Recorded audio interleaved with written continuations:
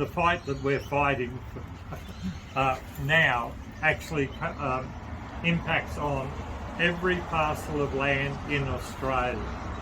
In 2013, all of the state governments and the territories all agreed to use a New South Wales Government's Act as their means of doing their electronic lodging.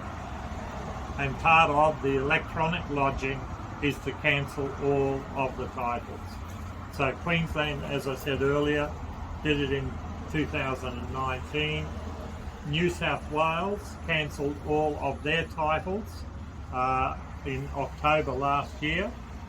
Victoria was due to actually cancel theirs in January, but when they saw I believe, when they saw the amount of traction we were getting with what we're doing here, they've just pulled back to see what's happening with the court cases. So that's the reason for going to Canberra, is that will go nationwide. And I've got to say, well, I need to be here, but who else is going to tell all of the people right around Australia? Yeah. This is coming your way. Yeah. Or New South Wales, it's already there. Yeah. So my question then would be, do we sort of know who the culprits are by name, or is it by organisation that are doing this? They've done this implementation. Yeah. And I understand, yes, you need X amount of funds to sort of generate something, but without even telling everybody exactly a game plan, how would you reverse it or even return it to its original function? Okay. No, that's a good question. No, I want them to know what's coming their way, yes. i.e. the government. My big hot button is actually the digital ID. Yeah. So I am vehemently opposed to the digital ID and the treaty. Yes. Yeah. I will do whatever it takes to stop that. And I certainly will be opposing, if it gets to the Senate, if we can't stop it in the House of Reps, I will certainly be voting against that. And also the digital currency as well. Yeah. So digitising everything, which means we're trackable. I don't know if you're aware that when you go down the highway, every time you pass an on-ramp or an off-ramp, there's some plates in the road, and they are recording every car that goes over there. So every car in the last 20 years has got an onboard computer. So we all think that's great, don't we, having an onboard computer in our cars? Yeah. Well, they're using that to track the cars, so they know pretty much where we are. So why can't they catch criminals when we're being tracked? Of course.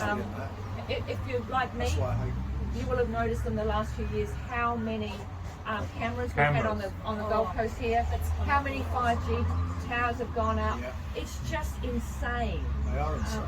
Yeah. I'm sure we've probably got some on us here.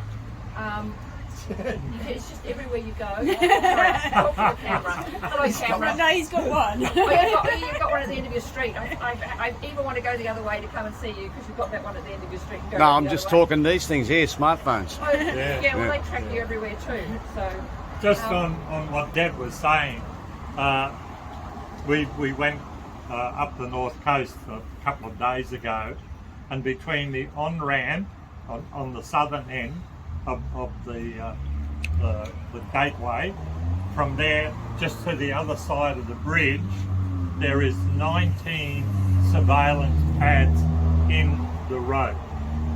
Every time you drive over that with your vehicle, it actually pulls the data off the computer on your car.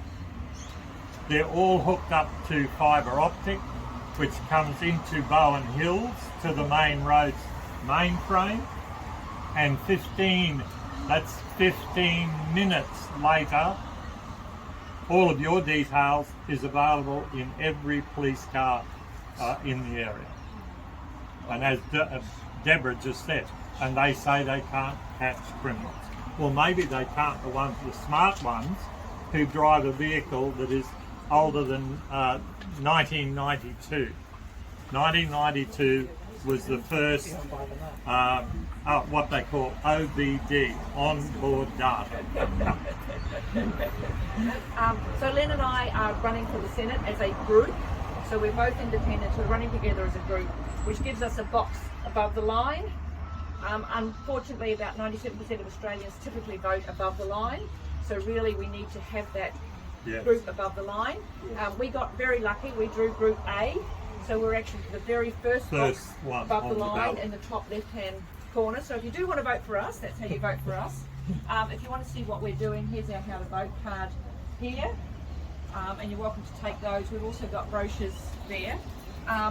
Essentially, as you've just heard from Len, we're running on the title deeds fiasco. We believe in freedom, right? Yes. We believe in freedom of choice. I live by the mantra, no man, woman or group thereof has the right to initiate fraud, force or coercion against another man, woman or group thereof. And for me personally, that's the benchmark that I will apply to any legislation that's put before me while I'm in the Senate. And I will oppose any legislation that contravenes it, so that I'm taking your voice and I'm representing you. And Len is exactly the same. I went up to Cairns about a month to 6 weeks ago now. I wasn't prepared to run with someone I didn't know, and I wanted to eyeball Len across the table to see what he was like. And I can commend him to you as a good man. I meet very, very few good men, really good men in my life, and Len is one of those really good men. So I absolutely commend him to you. So yeah, we're running as a team to get above the line. We oppose the mandates, we oppose the lockdowns. So with the Senate voting, there's two ways to vote. You can either vote above the line, what's called voting above the line, or you can vote below the line. If you're going to vote above the line, you need to fill in a minimum of 6. I'm going to encourage you, if you're voting above the line, to fill in a minimum of 12 boxes, because you don't want your vote to exhaust early. If you're voting below the line, you need to fill in a minimum of 12 boxes, which is where the independents are all below the line. But I'm going to encourage you, if you're voting below the line, to fill in a minimum of 24, once again, because you want to make sure you include all of the freedom candidates and you don't want your vote to exhaust.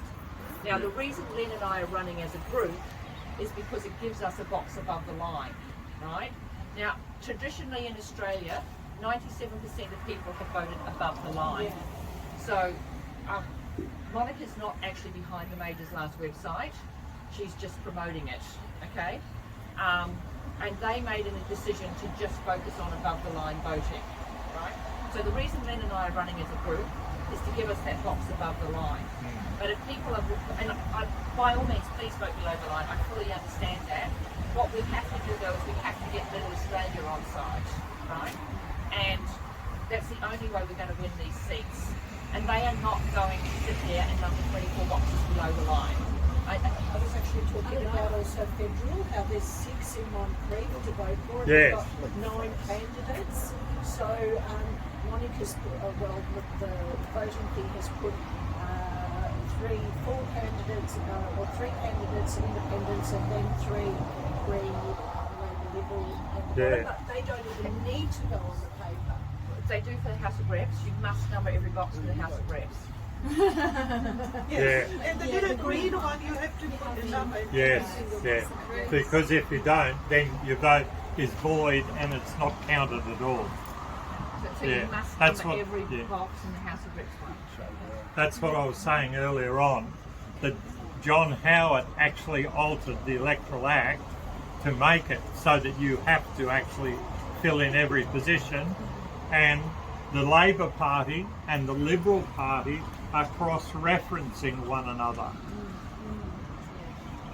They're just giving their votes to To Liberal, Liberal And is so giving is, their preference to Labor. Clive Palmer's party. He's giving some to Liberal. He's pro-war as well. I'm not saying that, but he's pro-war. And I'm anti-war, Yeah.